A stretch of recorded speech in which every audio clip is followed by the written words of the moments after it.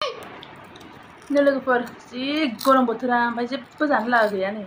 ice cream मोनसे दंमोन जाखांबाय बेहा दा मा जागोन मा थागोन माहा थांगोन गेलेनोबो हाया जाहैबाय सान्दुं एकदम गरमथार नै आरो गोग्लैलायबायहाय बाबा मा जागोन बिदिबालाय मा मोनलाय बाबा मा सियोमोनलाय आसियाव सुङा पापड़ जादों सुङा पापड़ आंबो आखाइयाव लगायनो आरो एसे एवगोन होनांगौमोन फार्स्ट एवबाय गेलेनोसो लायाखै मामा जानोसो लायदों आं हा जानोसो लायदों ए सरिहाय माबा एसे गेलेना नायनोसै आं माबा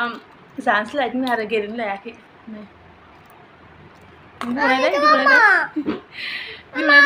मामा गैया सोदो इलाय एसे सोदो नों नों आसि फिसाखा हाबखायो नायदो सोर सोर जानो मोजां मोनो बिदि लादुखौ जोंसो जायो लोगोफोरनो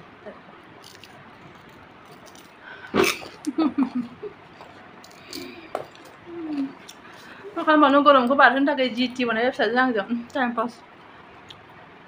गामियावबासोमोन ना बियो सोरनाबा थाइजौ सोरनाबा खान्थाल गोथां सोरनावबा माबा आनारस मोनजालायगौमोन जोंनि बेयावथ' गैया लोगोफोर बायाबा जेबो मोनजाया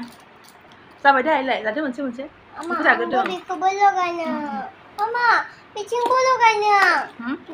मोनसेजों लगायनांगौ आंथ' पुरा लगायनो आं गाबोन बनायगोनसै बुरजायैनो दे बनायसै फिसा दानि इथिं मोननैथिं लगायनोसै आरो मामा हट आंनिखौ लगाय आंनिखौ मामा नोंखौ गेलेनो हरा गरम जि गरम नै